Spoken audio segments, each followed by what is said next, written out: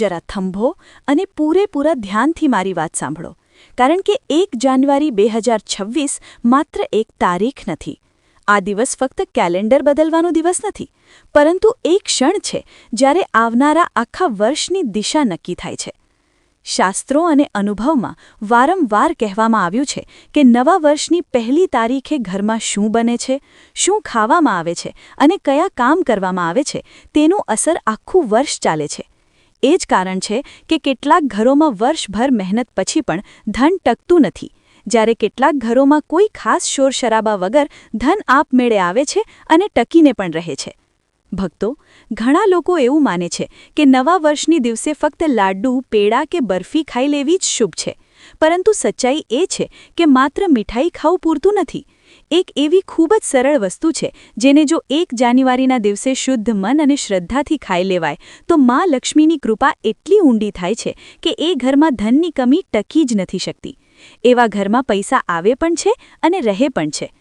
પણ દુઃખની વાત એ છે કે મોટાભાગના લોકો આ સરળ વાતને અવગણે છે અને પછી કહે છે, કમાણી તો છે પણ પૈસા ટકતા નથી. ભક્તો, જેટલું જરૂરી સાચું ભોજન કરવું છે એટલું જ જરૂરી ખોટી વસ્તુઓથી દૂર રહેવું છે, કારણ કે માં લક્ષ્મીએ સ્વયં સંકેત આપ્યો છે કે જો નવા વર્ષની પહેલી તારીખે એક ખાસ પ્રકારનું ભોજન ભૂલથી પણ ઘરમાં બન્યું કે ખાઈ લેવાયું તો ધીમે ધીમે એ ઘરમાં આર્થિક પતન શરૂ થઈ જાય છે. શરૂઆતમાં સમજાતું નથી, પરંતુ થોડા મહિનામાં ખર્ચા વધવા લાગે છે, કામ બનતા બનતા બગડવા લાગે છે અને ધન હાથમાં આવીને પણ સરકી જાય છે. માં લક્ષ્મી કોઈ સંકેત આપ્યા વગર એ ઘરને છોડી દે છે અને માણસ વિચારતો રહી જાય છે કે ભૂલ ક્યાં થઈ ગઈ. ભક્તો, એટલું જ નહીં, 1 જાન્યુઆરી ભગવાન ધન્વંતરીની કૃપા મેળવવા માટે પણ અત્યંત મહત્વપૂર્ણ દિવસ માનવામાં આવે છે.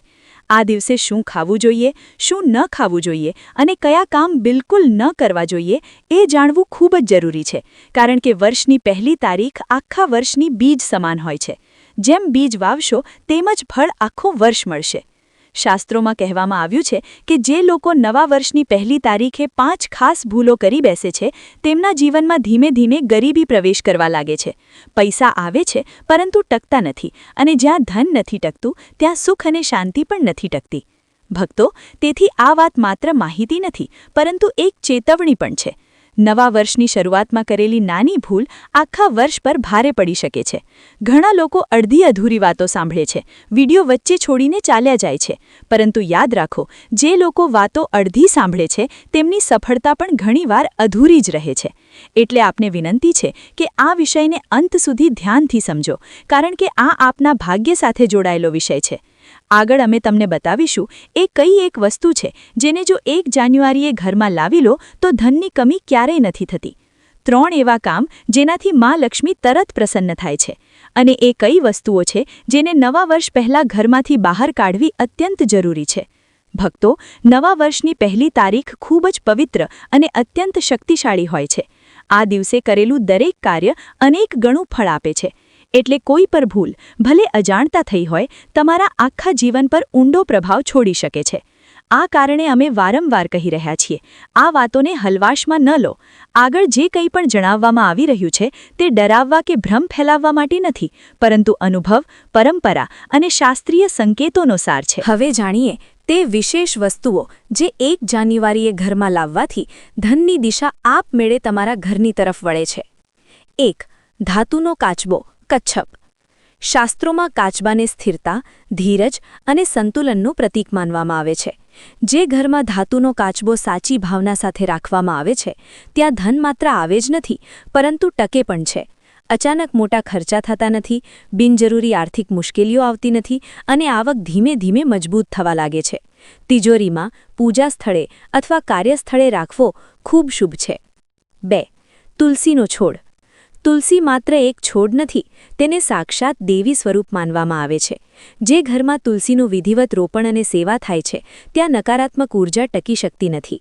નવા વર્ષની દિવસે તુલસી લાવવાથી આખું વર્ષ શાંતિ, સકારાત્મકતા અને સંતુલન જળવાઈ રહે છે.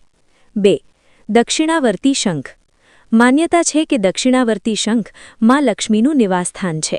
જે ઘરમાં આ શંખ હોય ત્યાં ધનની કમી નથી રહેતી.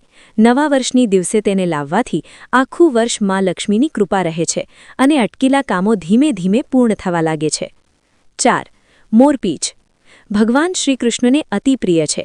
તેને ઘરમાં રાખવાથી માત્ર આર્થિક સ્થિતિ નહીં, પરંતુ ઘરના સંબંધોમાં પ્રેમ અને સમજ વધે છે. નકારાત્મક દૃષ્ટિ અને દુષ્ટ ભાવનાઓ દૂર થાય છે. 5. લઘુ નારિયેળ. નવા વર્ષની દિવસે લઘુ નારિયેળ ખરીદી વિધિવત પૂજા કરીને તિજોરીમાં રાખવાથી ધન અને સમૃદ્ધિમાં વધારો થાય છે અને ભવિષ્ય માટે સ્થિરતા આવે છે. યાદ રાખજો, આ બધી વસ્તુઓ દેખાવ માટે નહીં, પરંતુ શ્રદ્ધા અને વિશ્વાસ સાથે લાવવી જોઈએ. મા લક્ષ્મી દેખાવ નહીં, ભાવ જુએ છે. હવે જાણીએ નવા વર્ષની દિવસે કયા કામ ભૂલથી પણ ન કરવા. 1. ઝઘડો અને વાદવિવાદ વર્ષભરની અશાંતિનું કારણ બને છે.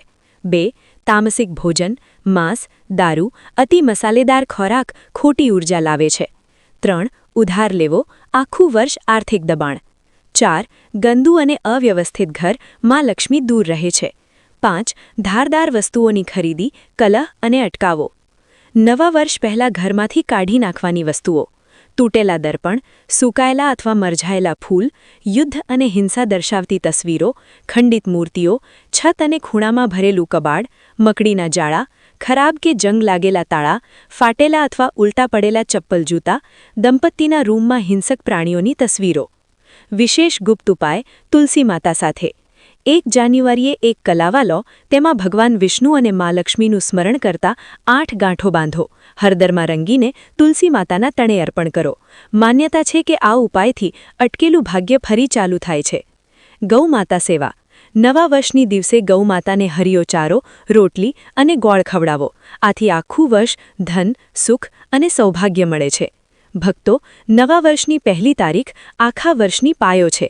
આ દિવસે કરેલું નાનું સારું કર્મ આખું વર્ષ મોટું પરિણામ આપે છે અને નાની ભૂલ આખું વર્ષ ભારે પડી શકે છે. આ કારણે આ સમગ્ર વિષય અમે વિસ્તૃત અને સરળ ભાષામાં તમારા સુધી પહોંચાડ્યો છે. નમસ્કાર.